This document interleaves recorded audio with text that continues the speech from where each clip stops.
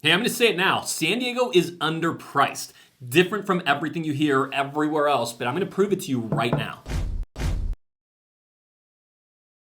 By the way, I'm Dan Beer, Beer Home Team here, eXp Realty, ready to take care of you. If you have any questions, whether you're making a move in 9 days, 9 months, 9 years, it's all the same to us. We want to make it easy. Let's take a look right now. I'm going to pull up a map, and I'm going to show you homes in San Diego County over $10 million under contract. No, look, it's not that you're buying a home for $10 million or that I'm buying a home for 10. It's simply to take a look at how many homes are under contract in San Diego County right now at 10 million bucks or more.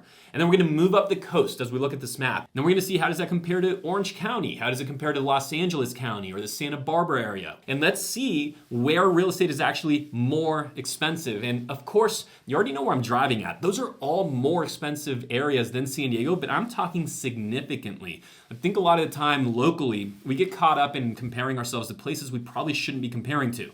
Comparing ourselves to the pricing in the Midwest or in parts of the South, and it's just not the same. If we look at the coast of coastal California, which really explains the entire story of why so many people are moving to San Diego from places like the Bay, from places like Los Angeles, from all across north of us, coastal neighborhoods in California. So what's happened since COVID is, yes, San Diego has lost a lot of people to places like Nashville or Phoenix or Florida and the Carolinas.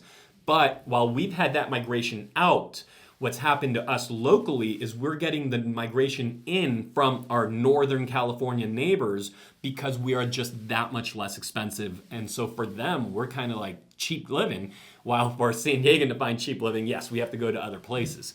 So let's take a look at the map, and we're going to simply go on north here, and you see how many homes are under contract, pending, okay, in escrow right now, 10 million or above, and it's very few.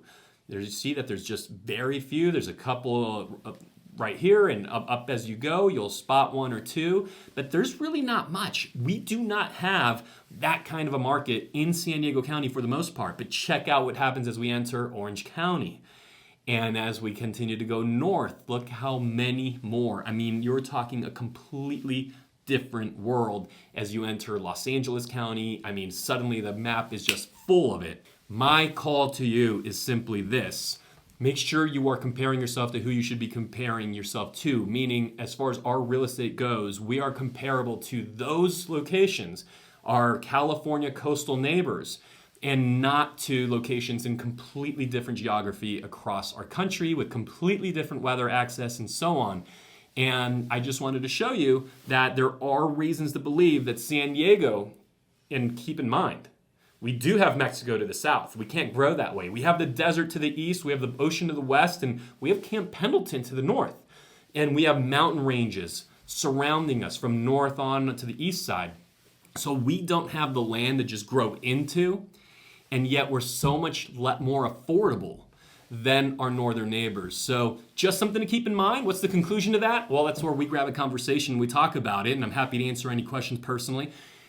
But it is certainly something to think about, and just something I find interesting as I look to understand every wrinkle, every nuance of San Diego County real estate. I'm Dan Beer, Beer Home Team at eXp Realty. See you on the next one.